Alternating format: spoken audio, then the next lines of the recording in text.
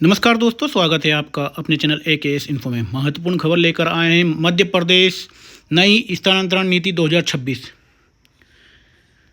जी हाँ साथियों, MP transfer policy 2026 के बारे में बात करने जा रहे हैं। प्रशासनिक पारदर्शिता और कसावट हेतु प्रस्तावित बदलाव क्या है, मुख्य बिंदु इस बात पर बात करेंगे कि इस बार जो स्थानांतरण होने वाले हैं वह किस तरह से होंगे। मुख्यमंत्री डॉक्टर मोहन यादव और मुख्य सचिव अनुराग जैन की मंशा के अनुरूप मध्य प्रदेश की नई स्थानांतरण नीति 2026 के ड्राफ्ट में 5 बड़े बदलाव शामिल किए जा रहे हैं।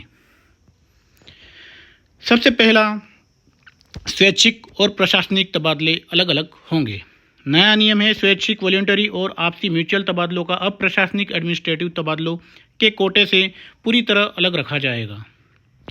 लाभ किसे मिलेगा? पहले ये दोनों कुल निर्धारित प्रतिशत सीमा के अंदर 50-50 के अनुपात में शामिल होते थे। अब अलग अलग होने से सरकार प्रशासनिक कसावट के लिए पिछले साल की तुलना में 5% अधिक प्रशासनिक तबादले कर सकेगी। दूसरा जो महत्वपूर्ण बिंदु है वह है स्वैच्छिक आवेदनों की पहली प्राथमिकता। नया नियम कर्मचारियों की सहूलियत के लिए स्वैच्छिक आवेदनों का निराकरण गुण दोष के आधार पर पहले किया जाएगा।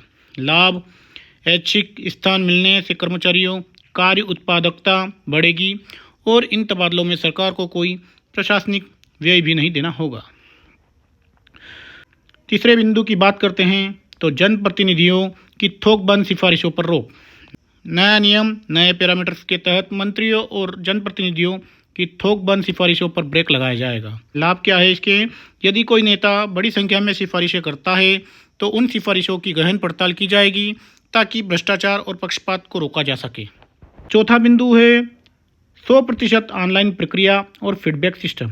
नया नियम स्थानांतरण नीति में ऑफलाइन आवेदनों की व्यवस्था को पूरी तरह बंद करके प्रक्रिया को पूर्णतः ऑनलाइन किया जा रहा है। जी हाँ साथियों, जो पिछले सत्र में 2025 में ट्रांसफ़र हुए थे वह भी पूरी तरह ऑनलाइन हुए थे, लेकिन उसमें क्या हुआ आप सभी जानते हैं। क्या इस साल भी ऐसा होगा? अब देखना होगा कि क्या पिछले साल के मुताबिक जैसा पिछले साल हुआ था ऐसा ही इस साल भी होने वाला है या कुछ नई प्रक्रिया इसमें शामिल की जाएगी। क्या अब हमारे शिक्षक साथी जो अपने घरों से दूर बैठे हैं, क्या उनका ट्रांसफ़र अब अपने गृह जिले में होगा कि नहीं? लाभ इसमें पारदर्शिता जांचने के लिए एक फीडबैक सिस्टम भी जुड़ेगा जिसके तहत कर्मचारियों से प्रक्रिया में आई कठिनाई या भ्रष्टाचार संबंधी जानकारी ली जाएगी। तो जी हाँ साथियों, अगर यह ऑप्शन फीडबैक सिस्टम वाला ऑप्शन अगर जुड़ता है तो मैं उन सभी साथियों को कहना चाहूँगा कि आप ज़रूर अपना फीडबैक दीजिएगा।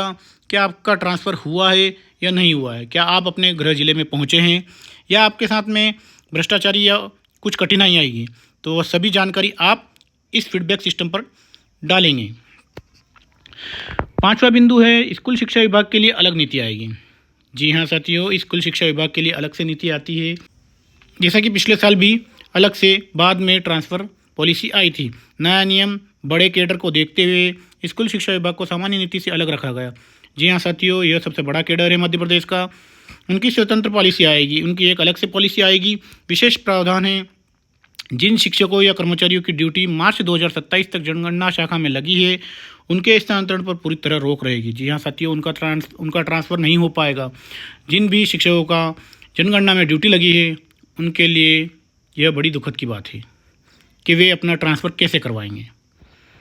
अन्य महत्वपूर्ण बिंदु पर बात करेंगे। समय सीमा तबादलों पर प्रतिबंध 15 मई से 15 जून एक महीने के लिए हटाया जा सकता है, लेकिन 15 मई तो निकल चुकी है साथियों। ऐसा बताया जा रहा है कि 15 जून से यह पॉलिसी बिल्कुल आ सकती है और अगले हफ्ते में कैबिनेट में मंजूरी भी मिल सकती है।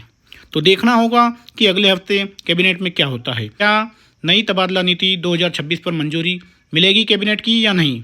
अगर कैबिनेट से मंजूरी मिलती है तो जल्द ही नई पॉलिसी भी जारी कर दी जाएगी। विकल्प मांगना, कर्मचारियों से मनचाही पोस्टिंग के लिए 3 विकल्प मांगे जाएंगे।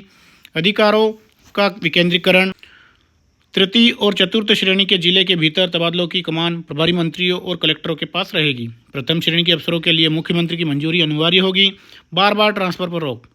पिछले 1 वर्ष के भीतर स्थानांतरित कर्मचारियों का सामान्य परिस्थितियों में दोबारा तबादला नहीं होगा। बहुत बड़ा निर्णय अगर ऐसा होता है तो महत्वपूर्ण बिंदु हमने आपको इस वीडियो के माध्यम से बताया है। अब जब भी ट्रांसफ़र पॉलिसी या कैबिनेट से मंजूरी जो भी मिलती है और ट्रांसफ़र से संबंधित कुछ भी न्यूज़ हमें मिलती है, हम आपको हमारे इसी चैनल के माध्यम से आपको सूचित करेंगे। तो सभी लोग हमारे चैनल को सब्सक्राइब जरूर करिए। मिलते हैं नई अपडेट के साथ। धन्यवाद दोस्तों।